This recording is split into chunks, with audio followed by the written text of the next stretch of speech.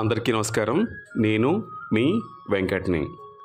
దేవుణ్ణి పూజించడం అంటే పూజలు చేయటం కాదు, దైవం మీద మనసు నిలపడం, దైవాన్ని తెలుసుకోవటం అని చెప్పే గాథ ఈ కథ. రామాపురం అనే గ్రామంలో సుమతి అనే ఒక వేశ్య జీవనం సాగిస్తూ ఉండేది. అదే ఊరిలో ఆమె ఇంటికి ఎదురుగా శంకరభట్టు అనే బ్రాహ్మణుడు ఉండేవాడు. అతను ఆ ఊరు దేవాలయంలో పూజారి కూడా.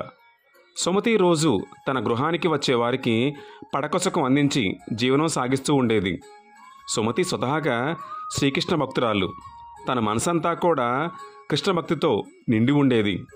కేవలం కుటుంబ పోషణకు మాత్రమే తన తల్లి దగ్గర నుంచి ఈ వృత్తిలో ఉంది తప్ప మంచి గుణవంతురాలు మరియు దైవభక్తి కలిగిన మహిళ.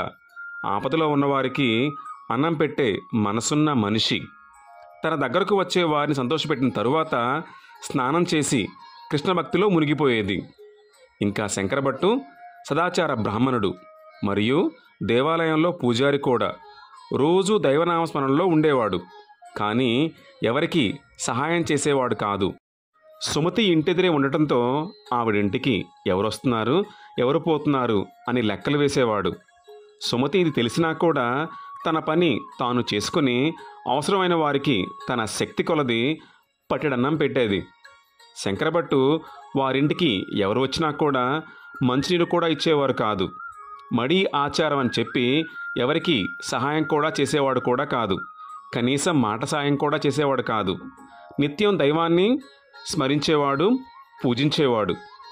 వీరి గ్రామం సముద్రానికి దగ్గరగా ఉండేది. ఒకరోజు ఎడతెరిపి వానలు రావడంతో సునామీ వచ్చి వీరి ఊరిలో కొందరు ఆ వరదల్లో కొట్టుకుని పోయి మరణించారు. వారిలో శంకరభట్టు మరియు సుమతి కూడా ఉన్నారు.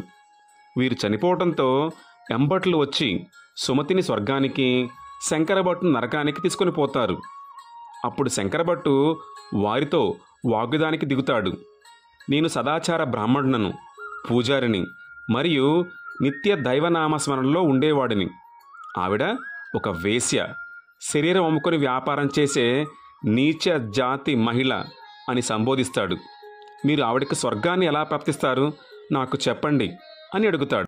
అప్పుడు యమధర్మరాజు ప్రత్యక్షమై దేవుణ్ణి పూజించడానికి కావలసింది మంత్రాలో, పువ్వులో, పండ్లో కాదు, కావలసింది దేవుని మీద భక్తి, మనసుని దేవుని మీద నిలపటం, దేవుణ్ణి మనసులో నింపుకుని పూజించటం, ఎదుటివారికి మంచి చేయటం, ఆకలితో ఉన్నవారికి పట్టెడన్నం పెట్టడం.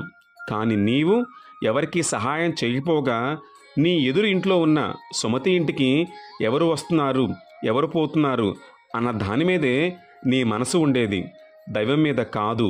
కానీ సుమతి తను వేషవృత్తిలో ఉండి కూడా తన మనసంతా దైవం మీద, ఆ కృష్ణుడి మీద నిమగ్నం చేసింది.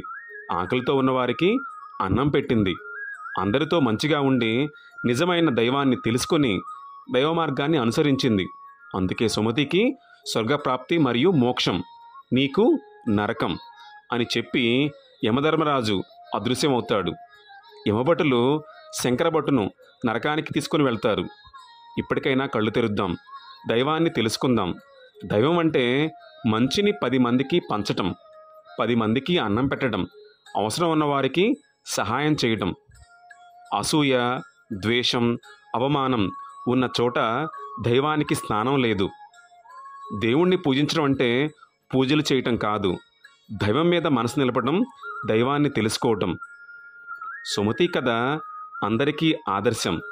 హరే కృష్ణ, హరే కృష్ణ, కృష్ణ కృష్ణ, హరే హరే.